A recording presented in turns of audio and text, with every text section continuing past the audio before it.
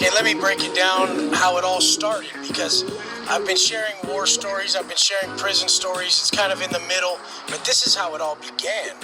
I'm from Oceanside, California, born and raised San Diegan. I was a surfer, skater, snowboarder. I just like smoking weed. I started smoking weed at like 13 or 12. By the time I was 14 or 15, I was like, fuck this, I need to get this shit for free. So obviously the natural progression was to start slanging. So then I get myself like a quarter ounce. I still remember it till this day. I had a little like clear box with each gram in it. I thought I was doing big things. I bought it for like 70 bucks. I was gonna make 140 off it. Back then a gram of fucking Chronic was like 20 bucks. So then, I just started pushing weight, slowly moving up the ladder, selling ounces, selling pounds, and then it moved on to about 20 pounds. And once I got to that level, I met some connects that said, hey, why don't you approach the people you know who get some big packs, and you can give them packs, and you can get a big ass shipment, a big ass load. I got you. So at this point, my boy, he fronted me like 100 pounds. It was some BC weed. And it was like the hash plants, the juicy fruits, and the fucking, just the normal BC fucking that came in the vacuum seal bags. That shit would come out one big nugget. Psh, you just put it in a trash can to weigh it. I'd tar a trash can on top of like a mailing scale, and then I just put the big old fucking, the whole pound in there, boom. And I'd be like, 448. Most of the time they were like 6 grams over, so I would take the extra. And after going through 100 or 200 pounds like that, that could tend to be a lot of money.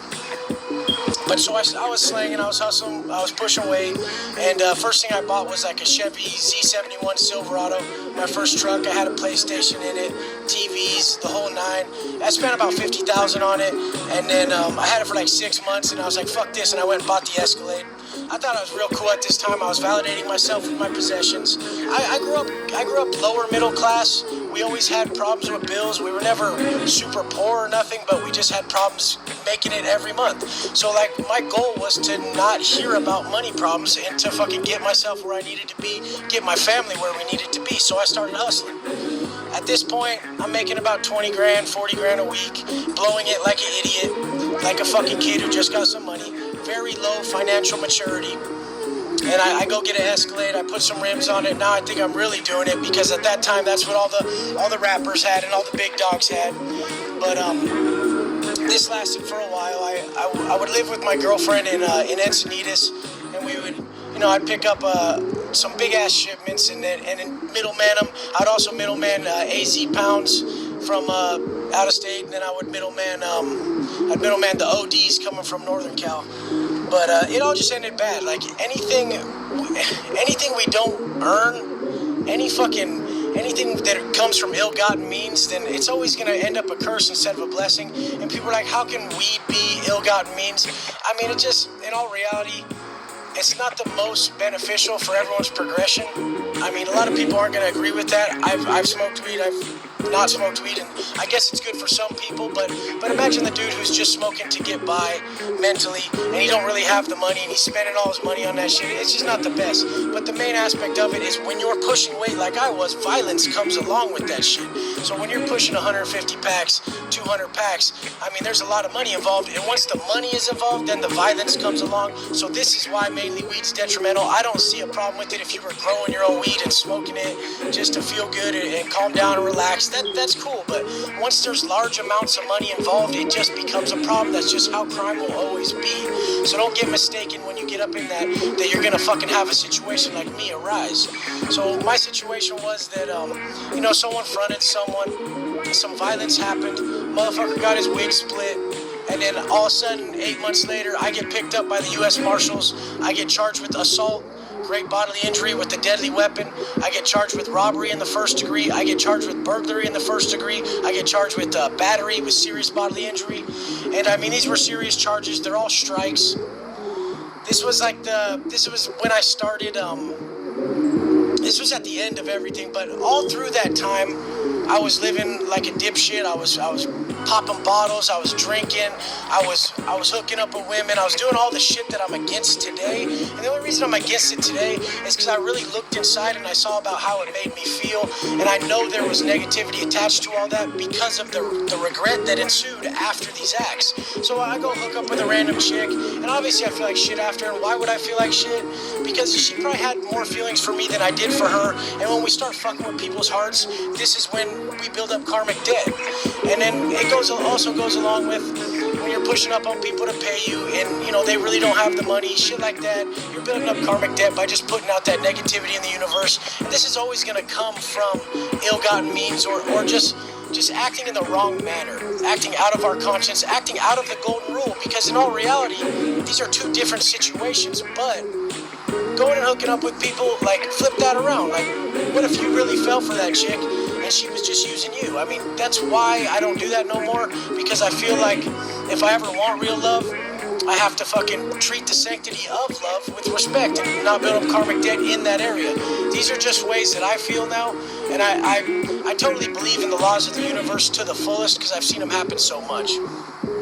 But along back to the slanging, I mean, we were pushing weight, we'd go snowboarding, we had dope-ass pads. One of my pads was like 1.6 mil. I had a fucking barbecue, a pool with a kegerator, I had a game room, stand-up video, fucking arcade games. People would be at my house, I wouldn't even know who they were. And it was like a 5,000 square foot home in Encinitas.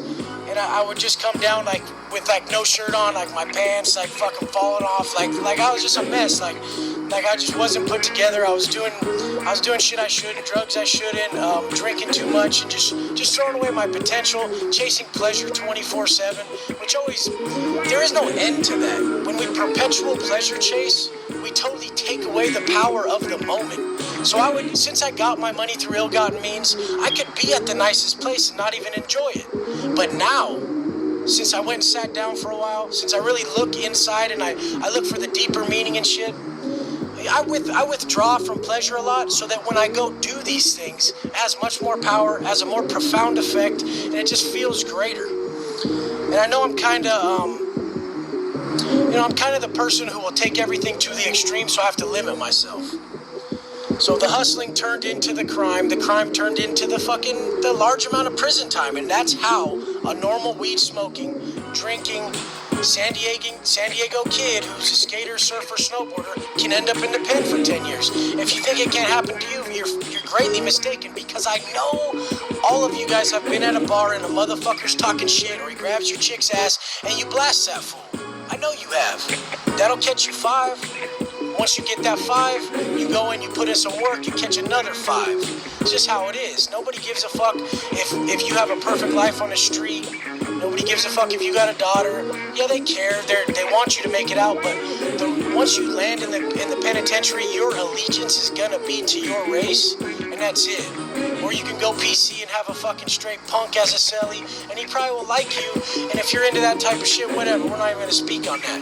But the main fucking point that I always want to come across is there's a right way to do it. There's a right way to do it. It's gonna be the long way. It's gonna be the harder way. But it's gonna be the way that your intuition is telling you. Because that whole time I was pushing that way.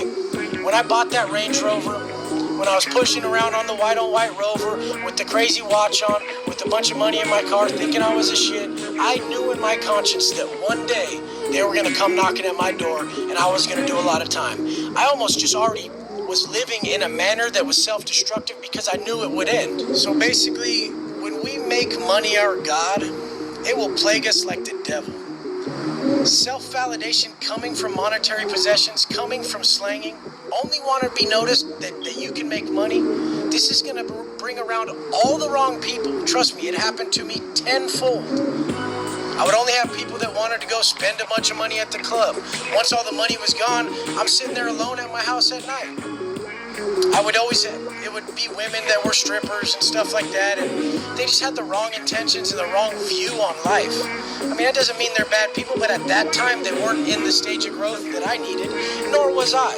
But I mean, we're all growing, we're all learning. It's all a process that must take place.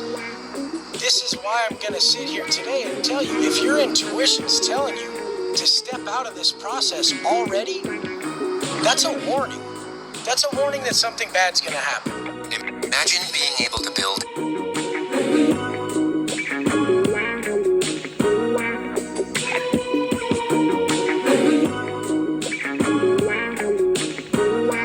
So step out of this process. Make sure you don't have to go through it like me. Your conscience is guiding you every fucking step of the way. It's telling you, hey, not today, man. Don't do that. Maybe you should get out of this business. Maybe you should get out of this lifestyle. Motherfuckers die when they don't get out. Motherfuckers get their lives taken all the fucking time for big ass packs. There were fucking times where if a motherfucker had a shitload of work, I know fools who would just go up in there and didn't care if the fool lived or died. Luckily, in the weed game, most people would just give their shit up.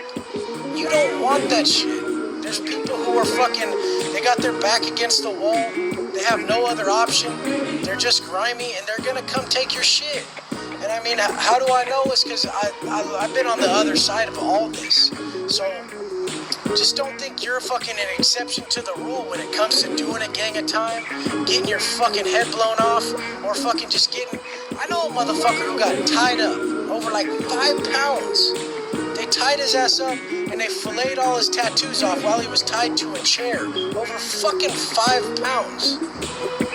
And then he fucking wouldn't even tell on him when he barely made it out. Like he fucking ran through a upstairs glass window while fucking tied to a electric fucking, they had an electric cord around him to a chair, his legs and shit, and they cut all his tattoos off. They were gonna kill his ass, and he ran through a glass window with the chair attached to him off like a balcony, and he barely fucking lived. This fool ended up getting some time even for that happening to him. This is how fucked it is. Because he wouldn't tell on no one, he wouldn't snitch or nothing. And these other cats ended up getting busted, getting mad time, mayhem charges and all that shit. But I mean, don't watch these movies and not pay attention to the fucking ending, you guys. That ending is really real.